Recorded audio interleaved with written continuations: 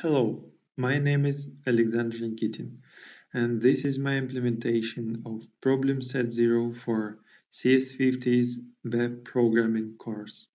I made 3 pages: Google Search, Google Image Search, and Google Advanced Search.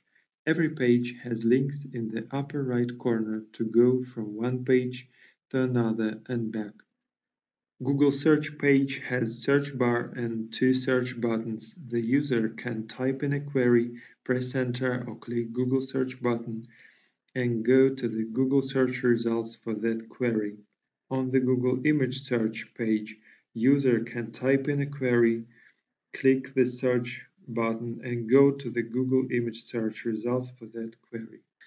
On the Google Advanced Search page, the user can provide input for the following 4 fields. They find pages with all these words, with this exact word or phrase, with any of these words, and with none of these words.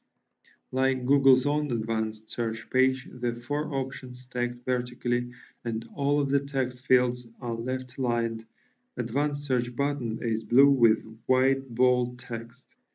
When the button is clicked, the user goes to the search result page for this query.